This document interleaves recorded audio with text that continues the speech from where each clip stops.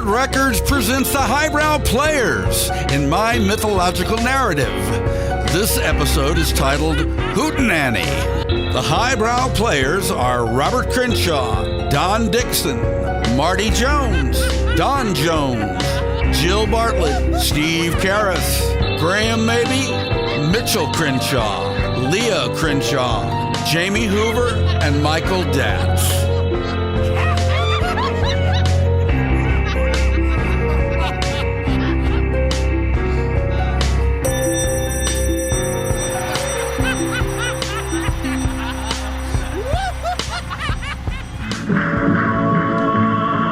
This is Jack Linkletter. If you like folk music, you'll love Hootenanny. The songs come from all over the world. They speak of work, play, and of traveling.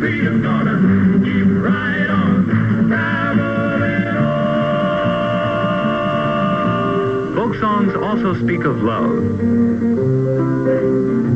When I was a young girl, had never been kissed, I got to thinking over just what I had missed. So I got me a boy and I kissed him and then, oh Lord, you know I kissed him again. Oh. I have some very early memories of tapping on practice pads and a snare drum, accompanying my older brother at family get-togethers.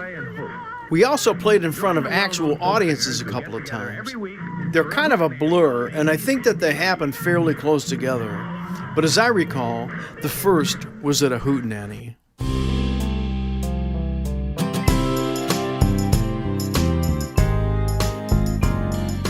Hootenanny was an American musical variety television show broadcast on ABC from April 1963 to September 1964. I remember it because in our town there was a local talent show roughly based upon the show Hootenanny. I remember three things about it. One, Marshall and I performed together for the first time in public. He playing guitar and singing, and me supplying the Jug-Head beat, tapping along with my Slingerland snare drum. Two, there was a little girl that was some kind of a distraction for us. She sang and played the autoharp or something. Perhaps Marshall had a crush on her. Three, we had a record by Trini Lopez on Reprise that we used to listen to. It had a song called Lemon Tree on it. I'm going to guess that we played at least one Trini Lopez song.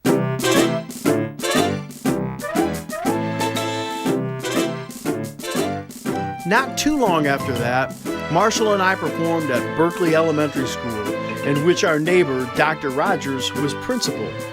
I don't remember much about it other than it was a thing, and after the talent show, I recalled sitting cross-legged on a gym floor as they played a Three Stooges short on a projector.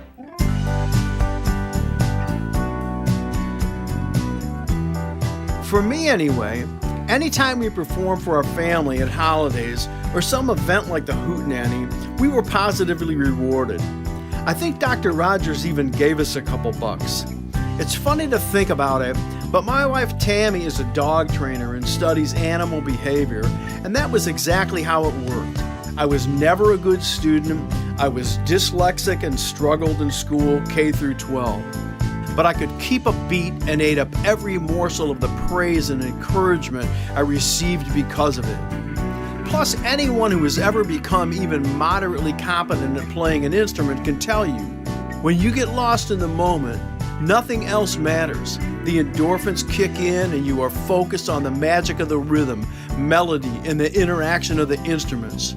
When you're playing with other people, there's sometimes almost a telepathic communication between the musicians and the feeling of whirling around in something larger than the sum of its parts. It's not always like that, but on a good day, it's as good as anything. It's the good kind of church. I'm assuming millions of kids had the same kind of experience at the time. Millions of kids wanted to play instruments because of the Beatles. It's funny because for many, it may have been a frivolous exercise for sure. But there's this from an article in Mike magazine I saw. Anyone who spent hours of their young life practicing fingering and drilling scales understands that the tedium was real. Thankfully, though, new scientific research has concluded beyond a shadow of a doubt that all that time and energy was not wasted. Learning to play an instrument is one of the most effective ways to improve the cognitive powers of your mind. So you and everybody else who learned to play an instrument as a child is smarter because of it. Go figure.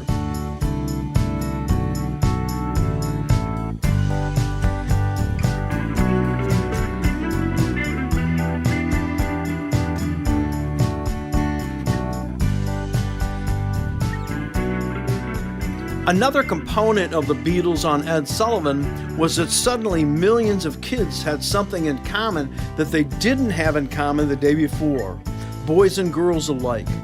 There was now a thread of connection that ran around the world.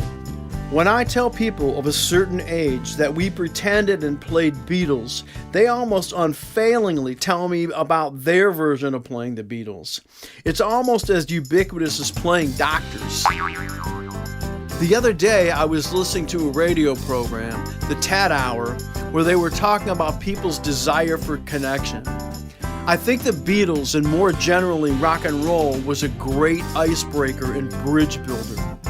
I suppose in the same way that talking about baseball or football, only somehow more personal. Certainly to this day, there are thousands of people living all around the world that I am connected to because of it.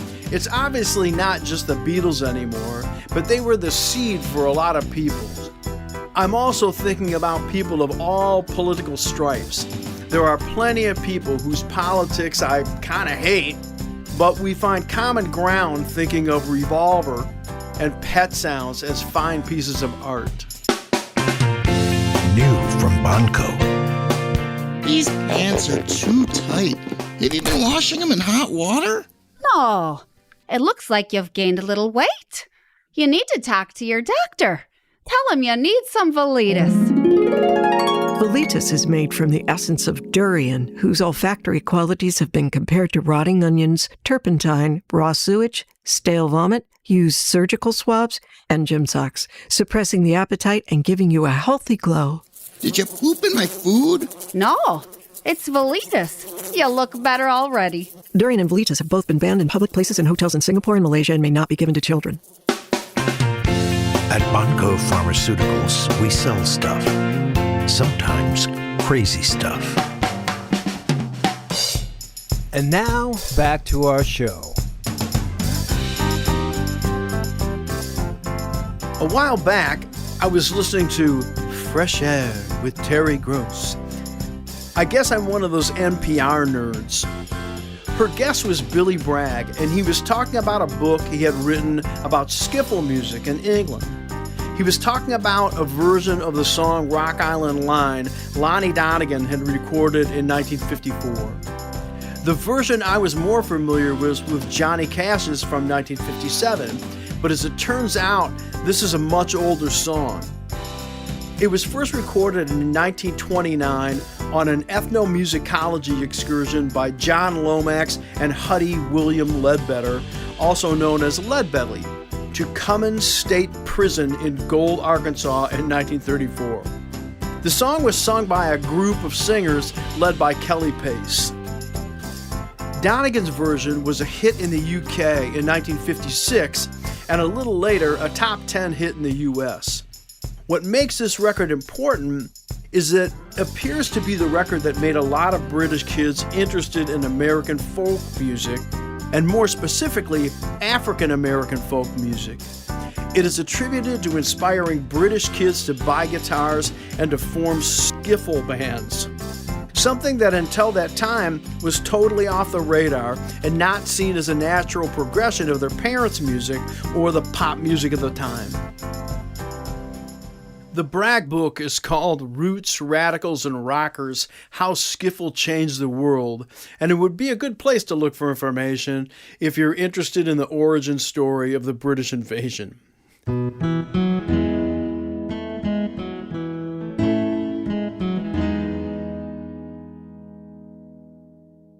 I'm certainly not the first to have this thought, but in the Beatles, the Rolling Stones, the Animals, etc., We could clearly see our American reflection in what they were doing, whether consciously or not.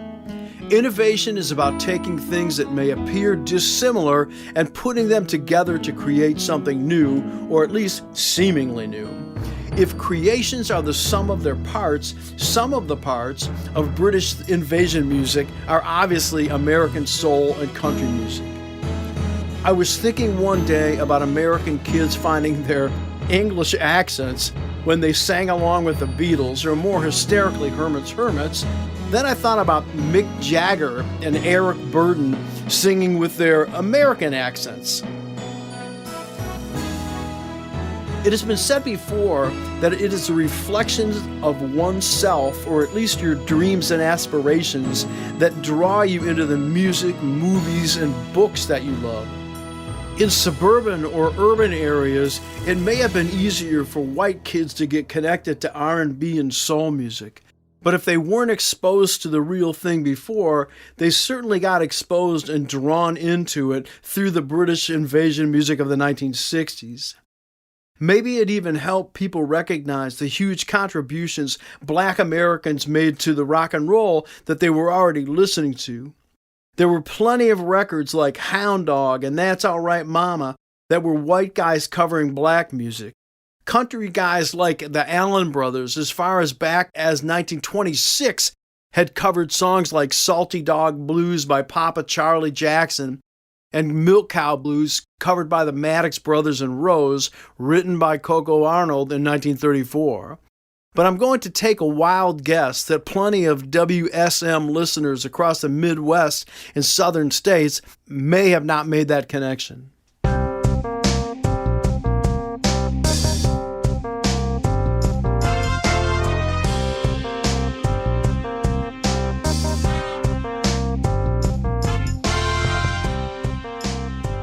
In 1967, my father was the city manager of Berkley, Michigan.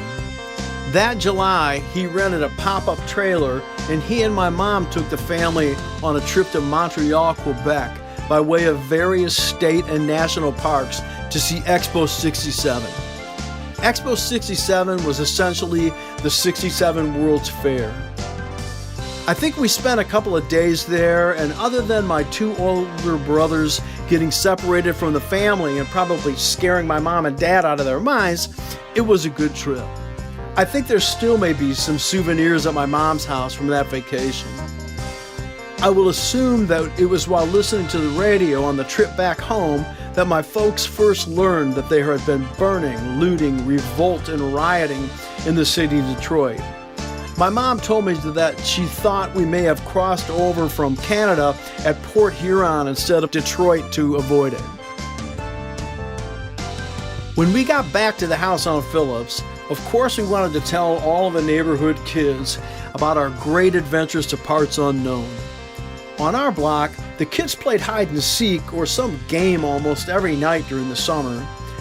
Most kids got to stay out until the streetlights came on. There wasn't any playing that night, but I found some kids hanging out together under a big maple tree in front of someone's house. After some welcome back talk and a few highlights of the trip, the kids started talking about the riots, and some of them said that their parents were afraid that things might spread up to us. I was only 9 years old at the time, but I remember thinking that downtown Detroit was pretty far away from Phillip Street in Berkley, and that there was no way that there was going to be any rioting going on Phillip Street. It didn't make any sense to me. Back then, Berkley was an all-white town. I bet that during the time, if a black person was even seen in Berkley, somebody would have shot him. People were nuts. People were scared. My dad got called in for a city council meeting, and the city council pretty much wanted to declare martial law in Berkley. My dad thought they were crazy, which apparently they were. Some of the council members also wanted the city to pay for them to have guns to carry, and my dad wouldn't sign off on it. My mom told me that when he got home, he told her all about the meeting and all about the guns. He said, those stupid sons of bitches would probably end up shooting somebody, maybe even themselves. The great Howard Crenshaw. Now here's something we hope you really like.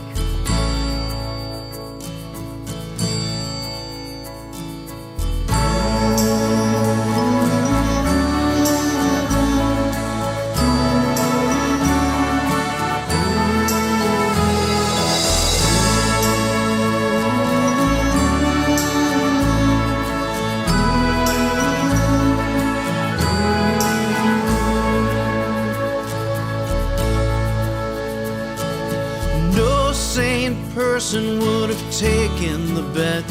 Barry Sanders and Matt Millen danced a minuet. Folks from the senior center went out for a midnight stroll the night the Detroit Lions won the Super Bowl. From Ironwood to Temperance, folks took to their feet, running out of their houses to talk to neighbors in the street. I heard a stripper overwhelmed flew right off over pole the night the Detroit Lions won the Super Bowl. People who'd moved out of state and left their hometowns choked up a bit to think things might be turning around. Every beautiful loser found their black and blue-eyed soul the night the Detroit Lions won the Super Bowl. The night the Detroit Lions won the Super Bowl.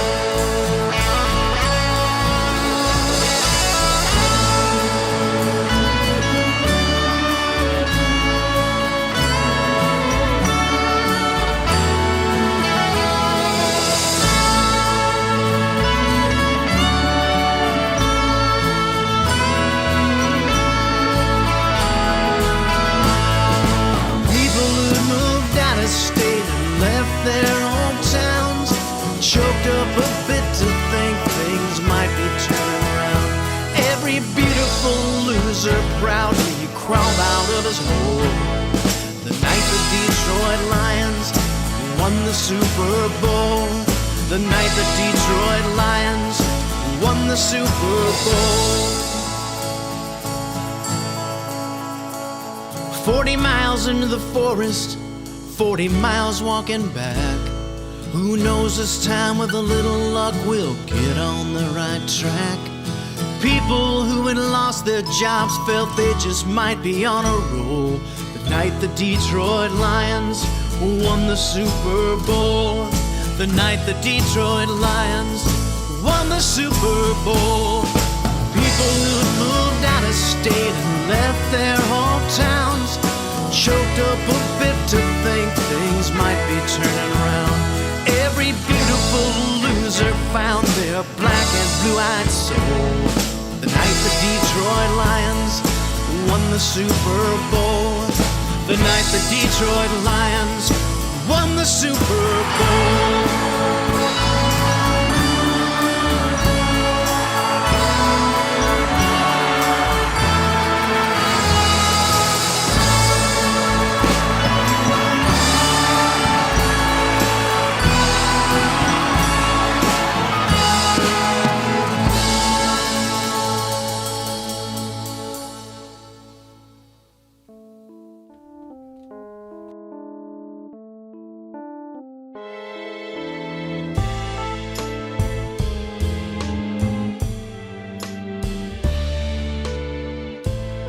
To the kids on Phillip Street, there was probably no night quite as hallowed as Devil's Night. This is prior to the time when thousands of fires were set on Devil's Night. This was soaping windows, ringing doorbells, throwing an occasional egg at a passing car, toilet papering somebody's house. Pretty innocent stuff. Our twist on it was occasionally during the summer, we would have Devil's Night rehearsals where we would do these things. I remember one night ringing doorbells when a man came to the door and 4 or 5 kids sang,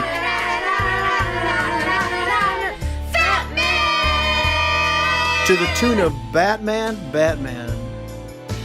We hid behind some bushes and he yelled at us, "You little weasels, when I catch us, I'm gonna strip you, hang you up, and let the turkey vultures finish you off."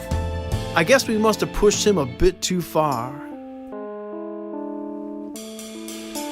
I also want to add that in general, our little hamlet had just as many murderers, rapists, arsonists, bullies, and thieves as any place of his size and socioeconomic makeup. On our little street, we did have this one kid who moved away pretty early on named David. Marshall tells the story of David's dad trying to coerce him into pounding on his son for teasing Mitchell. David also poured gasoline on me, and if it weren't for an intervening babysitter, he was ready to light me up. I know of several people I grew up with who did terrible things to people and ended up in prison.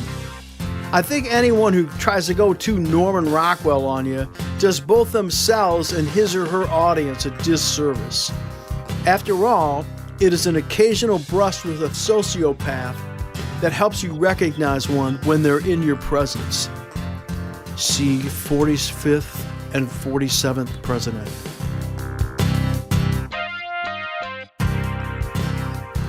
For the most part, though, we had a great group of kids on Phillips, and we did a ton of stuff together. We beat on one another from time to time, but we usually worked it out for the sake of a game of baseball, badminton, croquet, hide and seek, tree climbing, building a fort, or bike riding. It was a good place to grow up, for sure.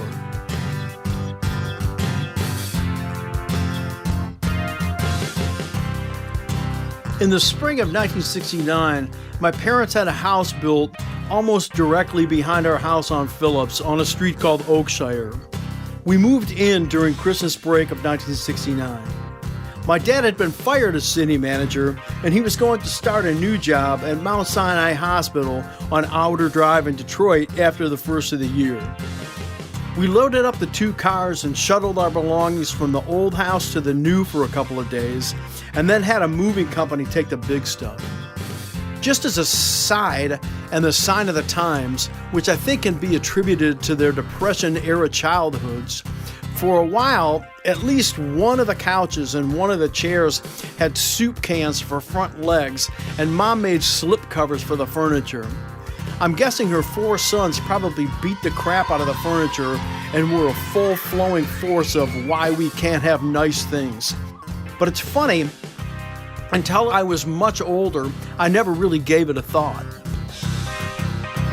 It wasn't too long after that, and probably before my mom got new furniture, my father brought home a Sony reel-to-reel tape recorder, a Fisher amp tuner and speakers, and a Garrard turntable. For us, this was a big step up in hi-fi enthusiasm, especially the reel-to-reel recorder, which had a feature on it called Sound on Sound. Sound on Sound allowed you to record something on the right track, then bounce that to the left track. While you were recording on the left track, you could also add another sound to it. For example, if you recorded a bass on the right track, while you were bouncing it over to the left, you could add a guitar, now having 2 instruments on the left track. By today's standards, this is like recording with sticks and stones by the light of an animal fat fire stick, but it worked. I didn't know anything about recording or songwriting, but this was a chance to learn. I couldn't have been any older than 11 or 12 when I first plugged in a little microphone in front of the machine and recorded something on the piano. I didn't have too many clues about playing guitar, but I started to try to use one as a tool shortly after that. If I was careful about the levels, I could record 8-10 things before the sound would start to disappear on the older tracks.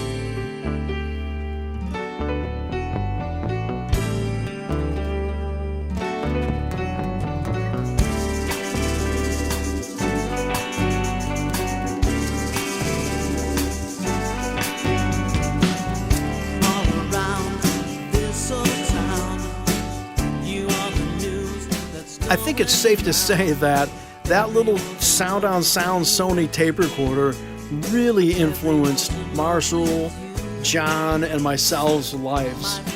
John's worked for the Showtime network and for television shows for like 35 years. Marshall's been a recording artist for at least 40. Both John and I ended up moving to New York City and going to the Institute of Audio Research for school to learn about audio recording. I've made a bunch of records, recorded an audio book, and now these podcasts. I would say that little Sony tape recorder was definitely a great investment for us kids.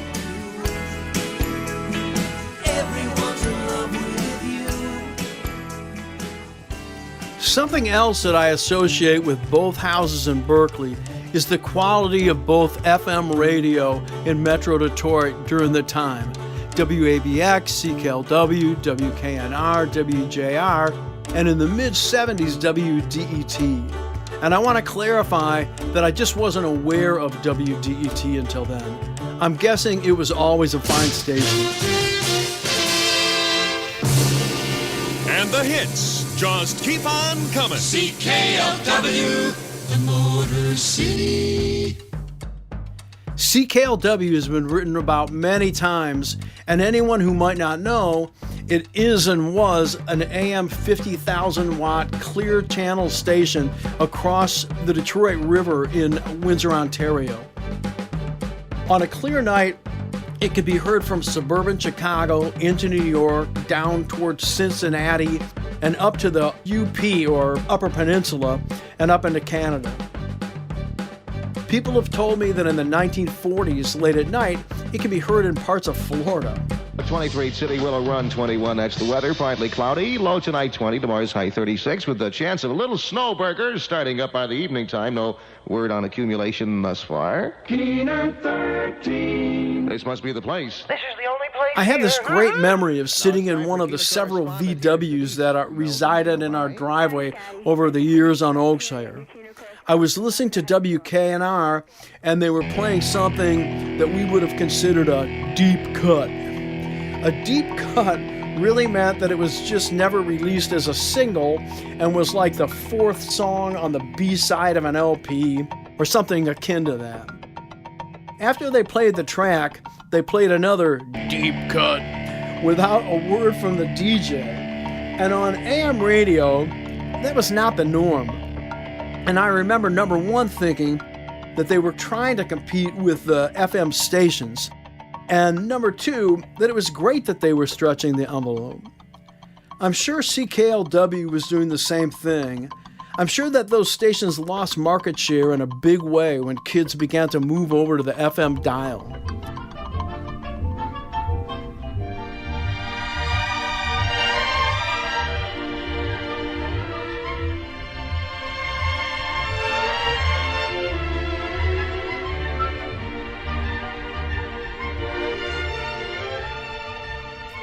I also want to mention WJR, another clear channel station that could be heard in a recorded 28 states on a clear night, because they had a nice mix of news, talk, and music.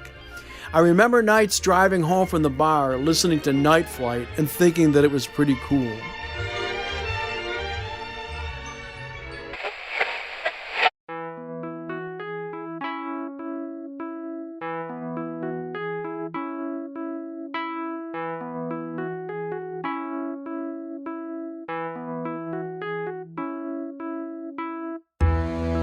I haven't listened to it for a while, but in the early 2000s, I got a call from a guy named C.D. Henderson, who I think that was a producer of some of the shows there for a while. He asked me if I would like to come down and be on the Mitch Album Show.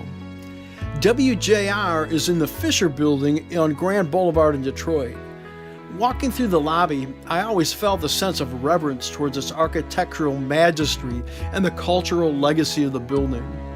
When I went down there, it was to play while the show transitioned in and out of commercial breaks. It wasn't a paying gig, but it was great for promoting shows and records. Mitch had worked for Bellwin Mills Publishing in the early 1980s, and Marshall's first publishing deal was with them. I worked for a rehearsal studio on 12th Street called Quack Productions in New York City at the time. Marshall was managed by Richard Sarbin, one of the owners of Quack. I remember talking to Mitch on the phone once about getting Marshall's 4-track tape recorder fixed. When I first went up to do the show, we briefly talked about that encounter, and I think that he felt like he was part of the thread that led to Marshall's success. He obviously had some involvement and had worked on the account. I think Mitch was the assistant to a woman named Robin Feather who had signed Marshall. It made sense. I probably went down to WJR to plug shows I was playing in the area about 10 times and had a pretty good relationship with the producer and the cast. One time Marshall was playing a show in town and Mitch sent a car to pick him up so that he could be a guest on the show. When he came to the studio, Mitch asked him if he would use my guitar and play a song. I used to string and tune my guitar in an oddball way, and Marshall said no, that he couldn't play the guitar that way. After that, Mitch tried to interview Marshall, and Marshall gave monosyllabic answers to questions. He could be like that. After Marshall left, Mitch was pissed and went off on how ungrateful he thought Marshall was. Although Marshall is and was a very talented songwriter and musician, he could sometimes be a bridge burner and a self-saboteur back in the day. It was cringeworthy.